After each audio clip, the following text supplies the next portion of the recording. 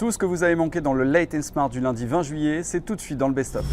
L'État, on va dire, est dans son rôle en essayant de réaménager le territoire, de rééquilibrer les opportunités économiques. À partir du moment où c'est juste on va dire de l'information offerte aux entreprises, c'est forcément positif. Ça ne peut être qu'un plus tant qu'il n'y a pas d'obligation justement de s'y installer. L'Europe efficace, elle doit être agile et surtout elle doit pouvoir prendre des décisions instantanément, rapidement.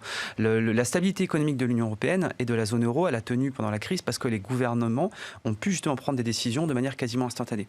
Si on avait eu un gouvernement, et c'est là tout le paradoxe, c'est qu'on a besoin d'un gouvernement fédéral pour faire fonctionner cette idée de l'Europe-là, mais si on avait eu un gouvernement fédéral dans cette mouture-là, la crise économique liée au Covid aurait été encore plus puissante et encore plus grave justement pour les entreprises.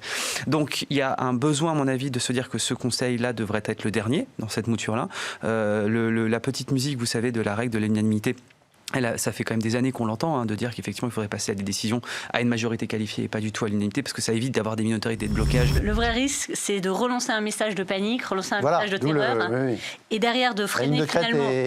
La ligne de crête est assez étroite et finalement de relancer une peur et donc une baisse de la consommation, une baisse de la dépense et de la relance, et de ce fait, finalement, la reprise qui a un peu lieu, je pense en juin, qu'on a vu, juillet-août va s'atténuer, et derrière en septembre, c'est un peu l'interrogation. Donc je pense qu'il faut jouer entre ces deux, c'est-à-dire jouer à la fois entre finalement protection sanitaire, évidemment, puisqu'on ne veut pas retomber dans quelque chose de dramatique, et en même temps ne pas envoyer un message de panique ou de paranoïa, quel qu'il soit. On est dans un modèle de transformation digitale, comme dans tous les autres secteurs.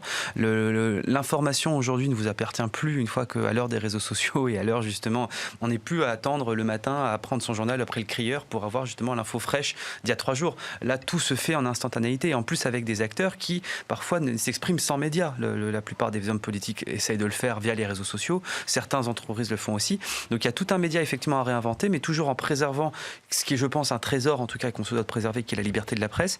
Parce que dans une période où on est soumis à énormément de fake news et énormément d'informations qui sont à contre-courant et à visée politique, si on n'a pas justement un canal d'éclaircissement et de tri, en tout cas, entre ces informations-là, je pense qu'il va y avoir des gros soucis et démocratiques et économiques. Il y a un enjeu économique fort, c'est pas que latent.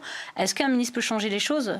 On peut espérer, mais après, totalement, je pense pas. Je pense qu'il y a aussi une prise de conscience, il y a aussi une nouvelle façon de faire du commerce et une nouvelle façon de proposer de nouveaux produits. Je pense que typiquement, la France est très bien implantée, notamment sur les innovations comme l'IA ou des choses comme ça, l'intelligence artificielle. Après, est-ce que finalement, c'est la France qui va exporter, ou est-ce que ces talents vont s'exporter ailleurs ? C'est peut-être un peu la question aussi. C'est parfois aussi le risque.